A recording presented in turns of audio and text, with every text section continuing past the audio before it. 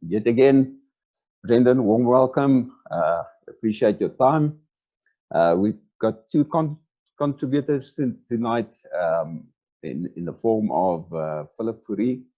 I'm trying to find Philip on the. Okay, there you go, Philip. I see that you do not have the picture up. Okay, great stuff.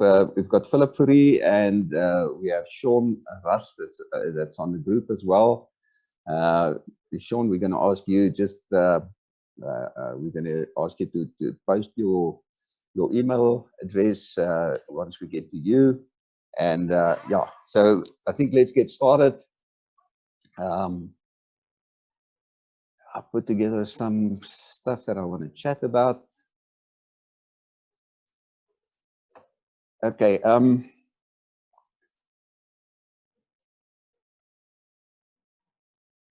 The session tonight is called Call on the Experts, and it's the 6th day of lockdown. I don't know about the rest of the group. It feels like the 6 months of lockdown. It's just amazing how time drags by, and you're raring to go, and all of a sudden you have all these obstacles, etc. But that's the reason why we put the whole session together, is to say call on the experts, call on those people that know how to optimize what we currently have and how to actually get the best mileage out of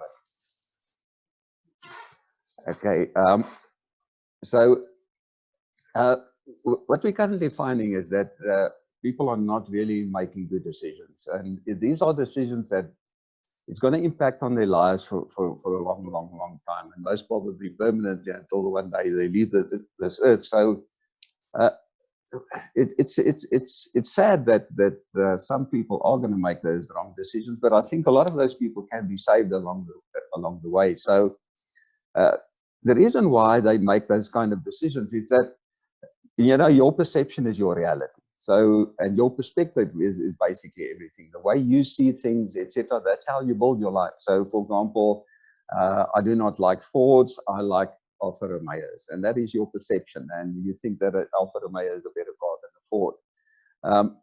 And that's how you live a normal life. There are likes and dislikes and options and choices that you make, etc. But most of those choices are not so serious. It's not going to really impact on your life in such a way where it's really going to change the outcome of your life.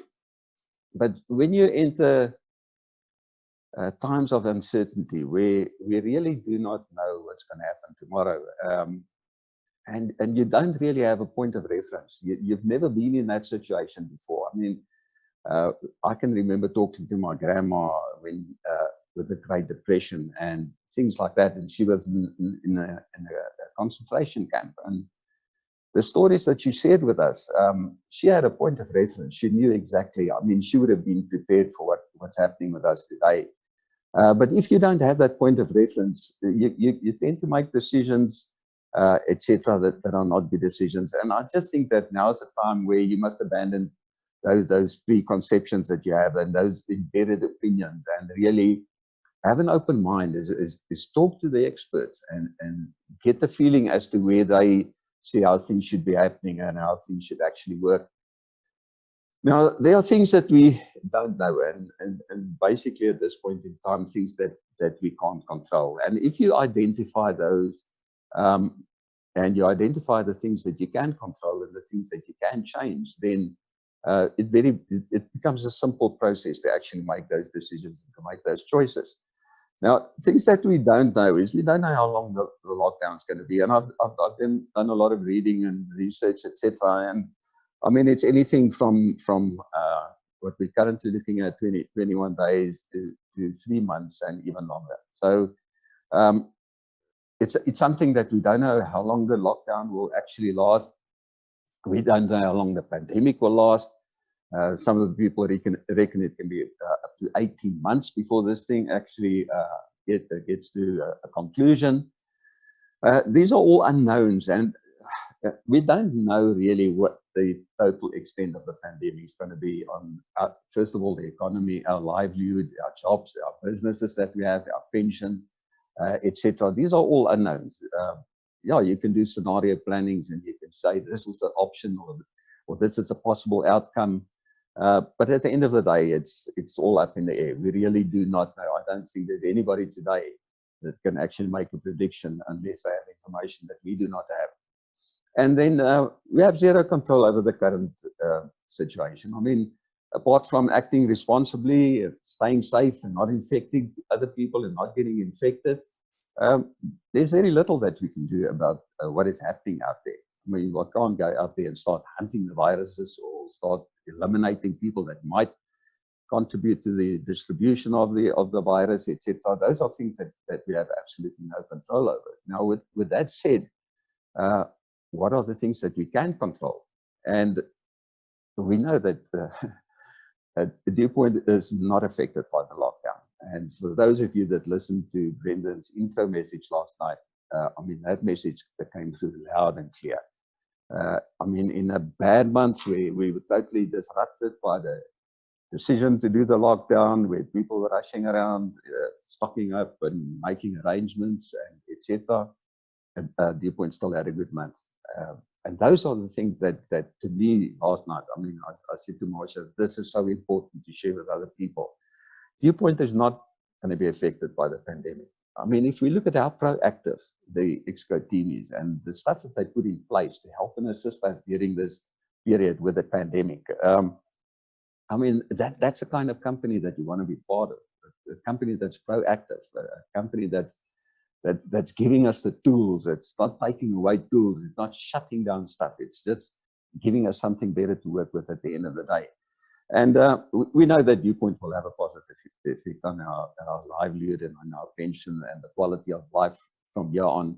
And those are things that we know.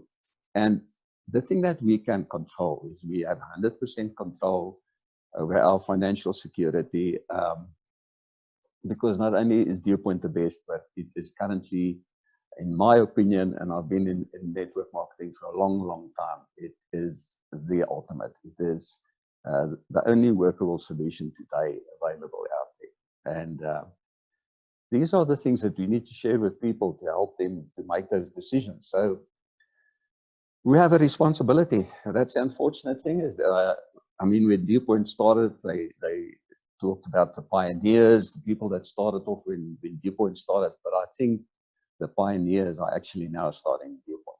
The pioneers that are really going to go out there and change the way South Africans think in mass. That is really our job from now on. And I just sat down and said, okay, where would I start? What would be the first things that I would do? And I'm going to revisit those people that said no in the past. You see, a lot of things change well, within the last 6 days, in the last 3 months, and the last couple of years, the last 4 years since Dew Point actually kicked off. So yes, I'm going to go back to those people and say to them, I know that I've spoken to you. I know that you said no, and I respect that. But I also love you. I also care about you. And I'm also concerned about your future. So do me a favor. Invest half an hour with me, quality half an hour. Have a look at the information and then make a new decision with a new mindset. A mindset that says, I know I need to change something. I know I need a plan B. I know I need a second income. I know I need to secure something for the future. Yeah, the next one is offer the solution to the people you love. You know, we all start off, and sometimes in training we say, rather avoid the family because they're the difficult ones.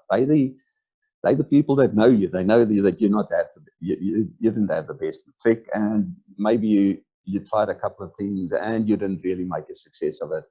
And you feel like, I'm not really up to approach the family. Go to them. Tell them that you love them. Tell them that you're concerned about them. And say to them, humor me. Have a look at this. Don't think about me. Don't look at me. Don't see me, only see me as a messenger. Have a look at this because this is something that can really help and assist you. Because at the end of the day, the family is a unit.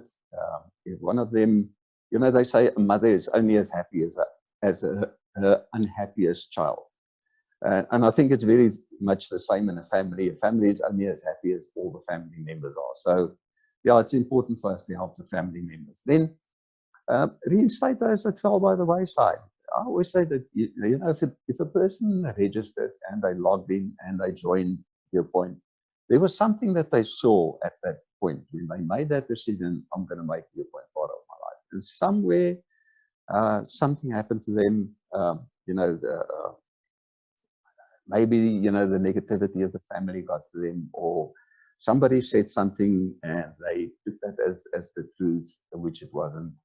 So yeah, I think go back to them and again say to them, let me reintroduce you to the business.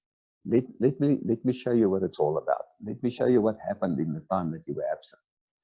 And then it's our job to educate people. I'm really irked when when I'm on Facebook and I see a Viewpoint post coming up and people going scam, scam, scam.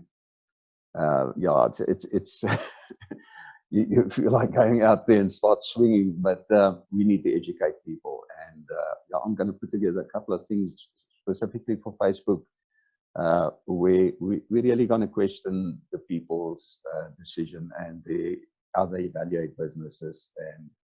And yeah, that's going to be up in the near future. Okay, but calling on the experts, Sean helped and assisted us. Sean, this conventional business is like doing web pages, and Sean put together a web page that I think is really well put together. It's the sequence is good, the wording is excellent, and so Sean is on the group, and I'm going to ask Sean just in the text side of it. Sorry, just before I move on to that, our existing team members, there might be some of them that might be doubting their decision. People that have been in the business for a while, maybe not getting the correct result, etc., and then going, well, I think maybe this is not for me. Maybe I should actually opt out. So yeah, be there for support them, talk to them. I always say don't listen to what they're saying, listen how they say it. So if you phone somebody on your first point and you go like, hey Sean, how are you today? And they go like, well, the words, it comes out that they're good, but the voice says, I'm not well. Spend some time with them, love them, support them, build their vision again. You've got to keep on casting the vision until they catch it. And, the best thing, and I see on Philip's group, the best thing is when they sign up that first guy, there's like a celebration on the group. It's like a highlight. So I help and support those guys, make them strong, keep them here. And yeah, let's look forward to a period of great growth while other companies are battling and while other companies are suffering. Let's move forward. So Sean, yeah, we're going to ask you just if you can post your email address on the text side. Please put that in there, Shawnee, and then you can contact Sean. Sean's going to give you a cost for the website that includes hosting. It includes email addresses, so you can have like a real long email address, not a Gmail or a Yahoo or whatever. So yeah, chat to Sean directly. You've got his email address as well as his cell phone number there. And then I'm going to call on Philip. Philip, I've unmuted you. So Philip, if you can just do a sound check from your side to make sure that you are online. Hi, Roloff. Brilliant, Philip. Okay, Philip, yeah, welcome, and we really appreciate your time. So for the next 10 to 15 minutes, Philip, you've got the floor. Go for it. Okay, am I on screen? Can you see me? Philip, no, there's no visual, but we can see your little block there. Okay. There's no video link.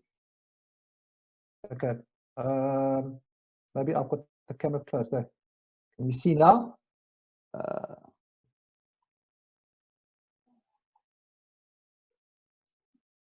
No, Philip.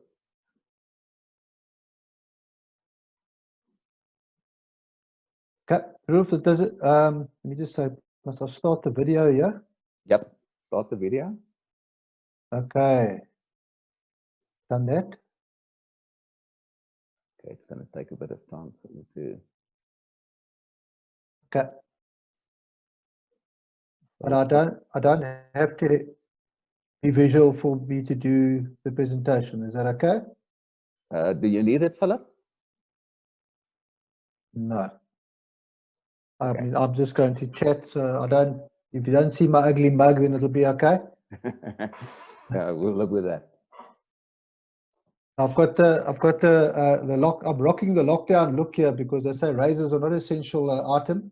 I see Rudolph has also got the lockdown look going there. Yeah. Okay. Let's ask the roof. Can I go? Yes, go for it. You're welcome. Okay, guys. Thanks, Rudolph. I, to my absolute horror, missed last Fridays, and I saw that Donnie was on as one of the experts. So hopefully we can get the recording of that, because I really wanted to be present with that one. Guys, before I start, just as a point of reference, the development seminar that was done by Rob on the 21st of March on building online. The Thursday and Friday, I'd spent quite a bit of time with chatting to Rob, and I gave him all my stuff and procedures and stuff. So that dev seminar is as close a representation to what I do. It's a combination of what I do and what Lynette does. But a lot of it of what I'm going to speak about tonight, if you forget what I said, and if anything is unclear, go have a look at that development seminar. It is as close as possible to what I do and the procedure that I follow. Okay, so the best way for me to describe what I do, especially for those folks who are already working online and make use of social media, there's not a lot of surprises or secrets that I can share with you here. The easiest way to describe this is just think of the process that you follow as someone who doesn't work online to this point. Somebody who works the pure method, like Rudolph says, seeing the whites of the eyes, the old method of sitting one-on-one and actually looking at a person and explaining viewpoint to them, reading body language, them hearing your tone, seeing your face, reading your passion, you reading the other person's reaction, the look on their face when you start losing them, when you're explaining viewpoint, and you can see that there's not a lot of understanding going on. Or when you're speaking to someone one-on-one and you see their eyes light up and they start getting it and you get excited and you get passionate, take that now, take exactly what I've said to you now, okay, and take that person and put them in another room. Okay, that is what I do. I don't have that person in front of me. The process is exactly the same, okay? Everything is the same. Just think of, how did you get hold of that person when you contacted them to make an appointment to sit with them one-on-one? They either, it was a friend that referred them, you met them at a bar, whatever, and then you took the next step to then get together with that person. Now, I don't have that, okay? I often say what I'm trying to do is I'm mining for diamonds, and I'm trying to find the diamonds out there that will take this business and run with it and help me build my business. But when I started 12 months ago, they say necessity is the mother of invention. I didn't have a choice. I was remote, so the only way that I could really operate was to find something that I could do on Facebook. And I'd been active on Facebook. I had a lot of time on my hands, and I've been doing other stuff on Facebook. And that is how I started. If you at any minute think that I am an expert when it comes to social media, I'm not. The little bit that I know is from purely just approaching the thing as like with a blunt object and just smashing it until it worked for me, and finding out by making mistakes and just improving all the time and learning from my mistakes. And it was quite a it's been quite a hairy journey in the last 12 months. But I've got to go out. When I started, I had to go and find the diamonds. And normally, Rudolph and them that have worked with Anglo America, they'll tell you that no one goes and starts a gold mine without first sending out some geologists, or starts a diamond mine with sending out some geologists to actually go look if the possibility is high that there's actually diamonds or gold there. Now, I didn't have that. I just went out and I had to look. the whole of South Africa was my marketplace. Eventually, I started honing it down and refining it, and finding where the best places are to mine for those diamonds. Okay, so for me to find people, I've got to advertise. Now, where do I advertise? Facebook. Okay, before I go there, here's the challenge with Facebook. When I first joined Facebook, I think it was 2008, 2009. I was one of those people when it started. I thought, okay, this is a great idea.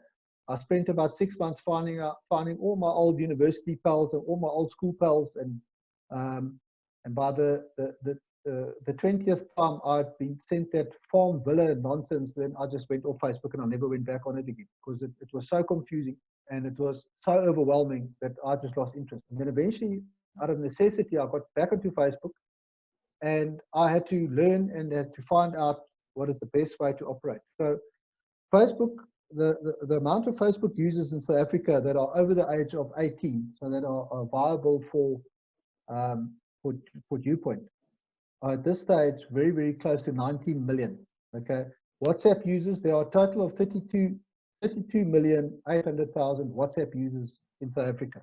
Okay, so when you start using online marketing and when you start using social media, you must broaden your horizons. Okay, remember that any person out of the total South African population that has got access to internet is a potential client of yours, obviously if they're over the age of 18. So what's funny is I often connect somebody, say, that lives in Mossel Bay. And I'll say to them, okay, the first thing you need to do is you need to join groups. So they join 3 groups in George, 1 in Clet, 1 in Oudtshoorn, and then 2 in Mossel Bay. And I say to them, well, why are you just joining the Facebook groups around your town? And then they suddenly realize what I'm saying to them, because their mindset is still that they're going to work one-on-one with the people that they have to see. The whole of South Africa, from border to border, is your market. Okay, so the first thing you need to do is, and I've got a slightly different way of working that I kind of like fell into, but I find that it's very, very effective. The old way, I remember when I used to work in the insurance industry, we used to get in Port Elizabeth, it's the EP Herald. We used to get the morning newspaper. And it always used to fascinate me that there was one guy in the office that he used to get the newspaper at tea time, and he used to go to the classifieds. And he used to look through all the classifieds, everything that was registered in the classifieds. He never ever bought anything, but it was just a habit of his. But he was the only guy in the whole office that used to do that. Now, I remember when we used to advertise and say, okay, we need to recruit people, we used to put a little ad in the classifieds. But you have no idea. I mean, I know when I used to get that newspaper, I used to do the crossword, read the sport, and then throw it away. I never ever looked at the classifieds in my life. But that was the old traditional way for people like us that didn't have a lot of money to be able to advertise. Now, that little advert of yours sits in the classified section, hoping that somebody will pick it up and see it. It's a very, very ineffective way to advertise. But now, what has replaced the old traditional community newspapers is Facebook. And every town has got, you'll be amazed. You go in and you go to, let's take an example, like I used just now, George. Go and type in George and go type in George, buy and sell and buy, koop and verkoop, koop, ruil and verkoop, buy, sell and swap. I promise you'll come up with very quickly, you'll come up with about 19 different groups. Okay, now we haven't even got onto Georgita staan saam, Georgita praat saam, alle rasse van Georgita praat saam. We very quickly, just in the George area, you'll get 23 groups. Okay, and all of them have a membership and people that belong to those groups of over 2,000, 3,000 people. Now, as a rule of thumb, don't look at that and think, okay, this group has got 50,000 people, all 50,000 people are active on it.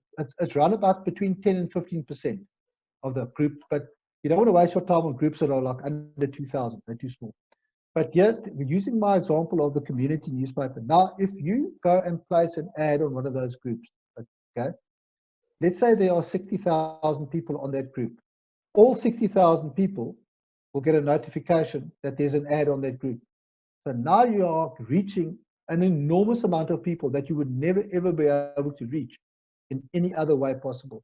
And if you've got any friends of yours on Facebook, will immediately see when you place that ad, and anybody that belongs to that same group will see when you place that ad. Okay, and therein lies the challenge. Okay, but I'm going to come back to that now. So The first thing you need to do is to go to these groups and you need to join them, because a lot of them are, most of them are closed groups. Okay. Now, if you go and Rob handles all this on that building online seminar, how to join the groups. I belong at this stage to just under 2,000 groups.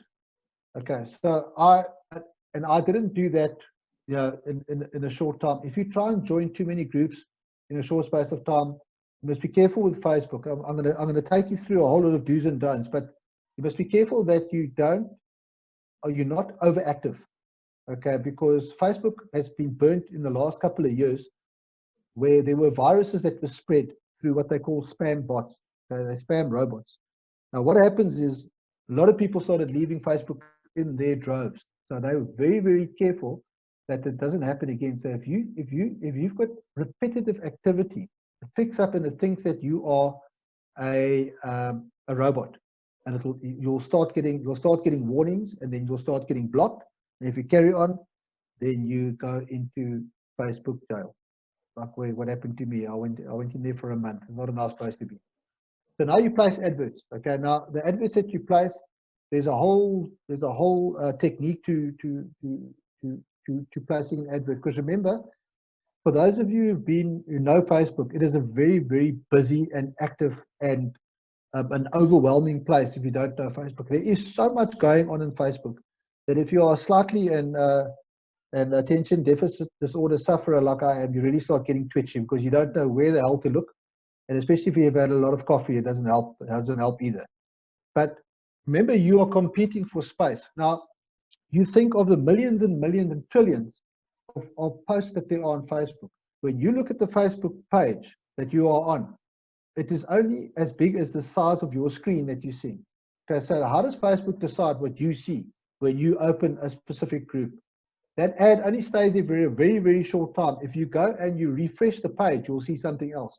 Because it depends on your likes, and it depends on the kind of groups that you belong to.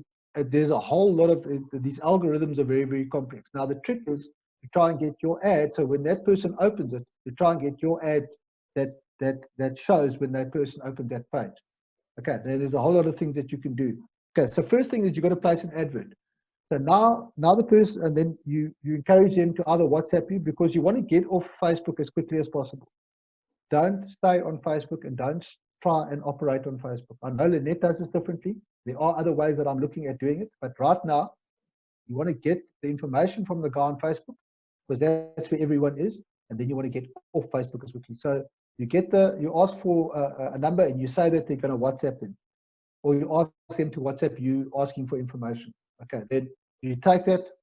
Now I know Brendan's eyes will roll in his head here, but I've still got an old A4 book, and I use spreadsheets that I capture the person's name and their number, okay, onto somewhere on paper, because I've been burned quite badly with relying on technology, where I lost a whole lot of information, more than likely my own stupidity. But I've got a backup system where I write down the person's name and number. So let's say Rudolph responds to one of my adverts, okay?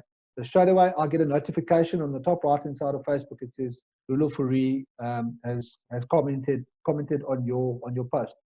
So I go down and I write Rudolph Fourie, and I write his cell phone number, and I record it in the space. Then I go into WhatsApp, okay? Now obviously I can't capture, I mean, I have sent over 12,800 WhatsApps.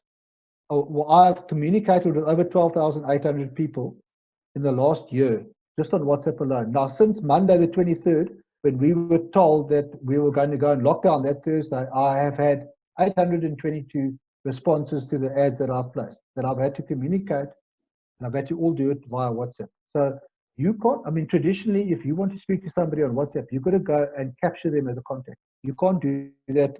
You can't do that like this, because your phone will explode. And you can imagine trying to capture 100 contacts a day and chatting to them after you've saved it as a contact. I've got an app called Click to Chat.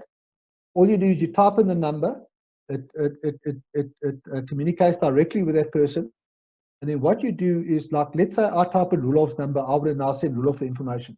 I type in there and then I say, hi, Rudolph. Until you've done that and sent it, nothing will happen on his side. On his side, then he sees, okay, here comes here comes a WhatsApp. Hopefully he's aware that I'm going to be sending the information because he's just asked, put his name on the group. But then I've got the information that I send and immediately says, hi, it's Philip Perea. You asked for this information and here it is. Now I've recorded that. Okay, then I take what's called WhatsApp Web. I don't work on my phone anymore.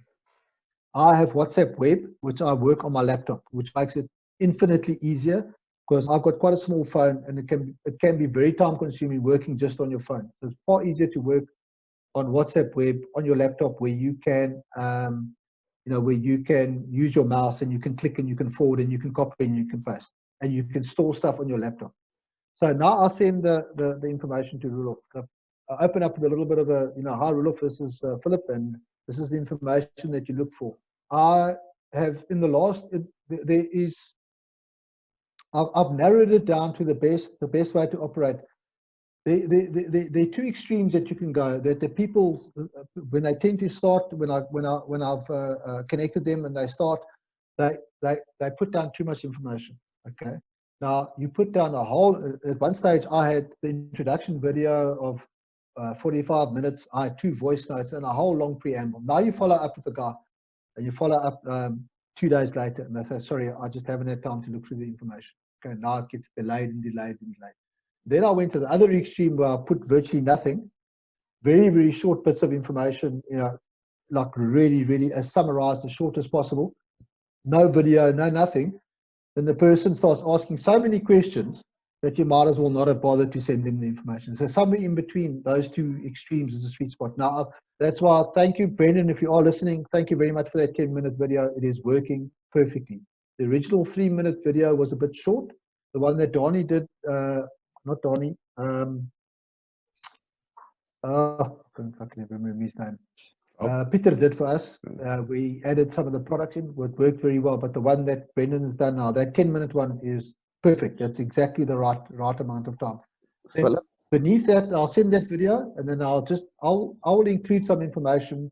And the most important things you need to include is obviously the legitimacy, a little bit of background of Viewpoint. Most importantly, that Philip, sorry, we're going to interrupt you there, Philip. We're running out of our 40 minutes that we have available on this side. The rest of the group, what we're going to do is I'm going to chat to Philip. And Philip, sorry, I'm being rude. I know that, and I really apologize for that. But Philip, we would love to have you back. So I'm going to chat to you. For the rest of the group, maybe have a look at next week sometime when when it's suitable for Philip. I'll send out the message from my side and we get Philip back, but I'm going to hand over to Brendan. Brendan, if you can close out for us, we'll really appreciate it. No problem, Roloff.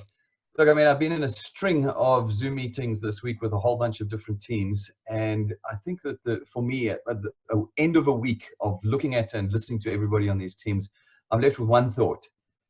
Guys, the people that have succeeded at Viewpoint have just gone out there and done it. They haven't waited for a recipe. They haven't taken a special formula. They just got out there and did it. Before Philip, I would never have believed that one could grow a successful channel purely on social media. He proved me wrong, and then Lynette proved me wrong as well, because all they decided to do was get out there and do it. And we've got this really, really unique opportunity right now where everybody's got time on their hands, or at least a large percentage of the population.